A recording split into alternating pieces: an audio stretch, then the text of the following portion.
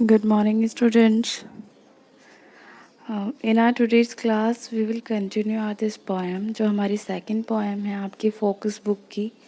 इसकी जो second poem है उसको हम इंग्लिश की जो बुक है आपकी उसमें सेकंड पोएम है, इसको कंप्लीट करेंगे. इस पोएम का ट्रांसलेशन मैंने आपको बता दिया था और ऑनलाइन लाइव क्लास में भी समझा दिया. फिर भी हम इसका एक शॉर्ट ब्रीफ ले लेते हैं जिससे कि आपको इजी और अंडरस्टैंड हो जाए. सो मैं इसको एक बार पूरा रीड करके फिर हिंदी ट्रांसलेट कराऊंगी. ओके.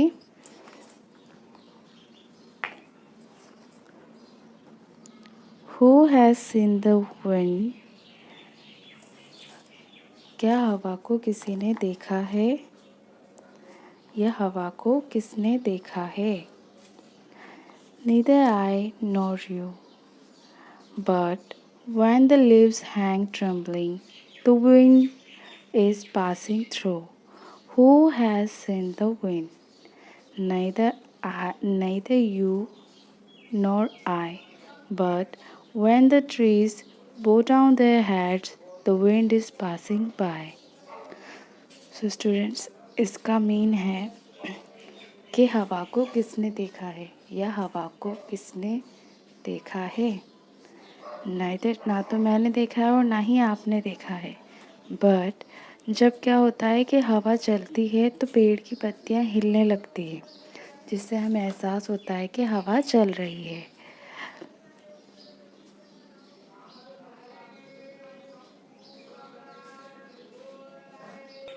उसके बाद who is in the wind? हवा को किसने देखा है? Neither you neither I. Neither you nor I. ना तो मैंने और ना ही आपने. बट उसके बाद नीदर और नॉर का मीन मैंने स्टूडेंट्स बताया था कि ना तो मैंने और ना ही आपने या फिर ना तो आपने और ना ही मैंने. इस तरह की कंडीशन में दोनों का यूज़ एक साथ होता है. बट व्हेन द ट्रीज बो डाउन देयर हेड, पर जब हवा चलती है तो पेड़ ऊपर से नीचे की ओर झुक जाते हैं. इन लाइक बो डाउन जैसे कि सिर को नीचे की ओर झुकाना.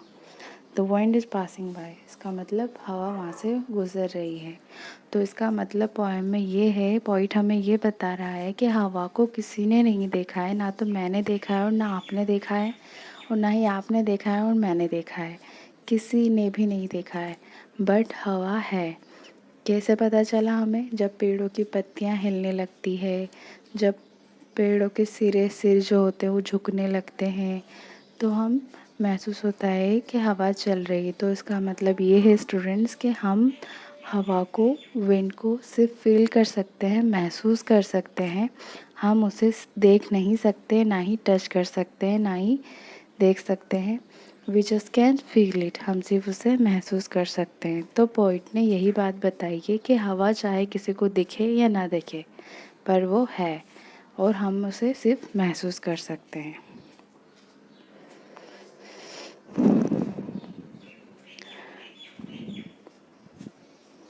अब देखिए आपके एक्टिविटीज़ है पोएम की. Enjoy the poem. Write the correct words to complete the sentence. हमें क्या करना है? इन सेंटेंसेस को कंप्लीट करना है. जो ब्रैकेट में 2 वर्ड से रखे हैं उसमें से करेक्ट वर्ड चूज़ करके. फर्स्ट में क्या होगा students? We can not see the, किसको नहीं देख सकते हम? लीव्स को या विंड को? लीव्स को तो देख सकते हैं ना, पेड़ों की जो पत्तियां होती हैं उनको. तो यहाँ आएगा विंड. WIND, wind. ओके.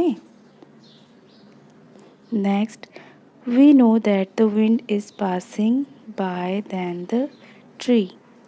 हम जानते हैं कि पेड़ जो हवा है, passing by when the tree.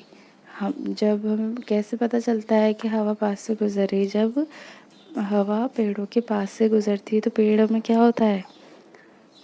पेड़ ट्रिम्बल करते हैं क्या? ट्रिम तो लिव्स करती है ना. तो यहाँ पे आएगा बो डाउन देयर हेड्स. ओके, ये लाइन आपको यहाँ लिखनी है. Neither I NOR you means ना तो मैंने और ना ही आपने. इसका मतलब किसी ने नहीं, नो वन, यहाँ पे लिखेंगे हम नो वन। ओके। उसके बाद है colour the leaves in name of part of the tree. हमें क्या करना है, ये जो लीव्स हैं 1 2 3 4 5 6 7 8 9 10 लीव्स हैं, इनमें से वो लीव्स जो कि ट्री के पार्ट हैं, जिनका नेम ट्री का पार्ट है, जैसे कि leaves, fruits, roots and branches, ये तो ट्रीज़ में होते हैं। इसके अलावा legs, eyes, ears, trunk, tail, horns, ये तो ना होते हैं। तो आपको क्या करना है, 1 2 3 4, इन 4 को सेम कलर में कलर करना है। आप ग्रीन कलर से कीजिएगा इन चारों को।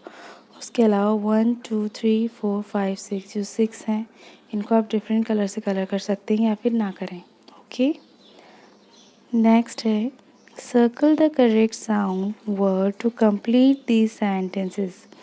हमें राइमिंग साउंड के अकॉर्डिंग जो वर्ड यूज़ होता है और क्या कहते हैं, करेक्ट साउंड जो होता है, राइमिंग नहीं होगा यहाँ पे, करेक्ट साउंड जो होता है थिंग्स का, उसके अकॉर्डिंग हमें सामने सर्कल करना है। जो ऑप्शंस हमें दे रखे हैं उसमें से फर्स्ट है the horn of the car loudly. Horn ring थोड़ी करता है, ब्लोज करता है ना, ब्लोज।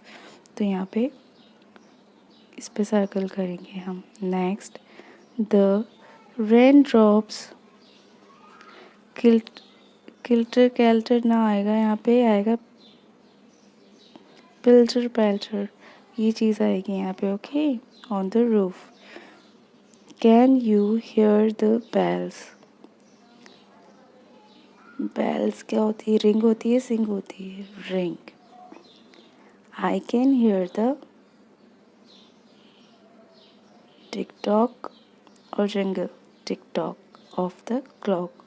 तो ये आपकी बुक एक्टिविटी थी स्टूडेंट्स। आपकी जो पोएम है जिसका नेम है who has seen the wind, ये पोएम कंप्लीट हो चुकी है। और इस एक्टिविटीज़ का PDF मैं आपको कल की क्लास में भेज दूँगी, ताकि आपको और ईजी हो जाएगा फिल करने के लिए। पेंसिल का यूज़ कीजिएगा बुक में फिलिंग वर्क के लिए। Okay students, today's class is over here. Thank you everyone.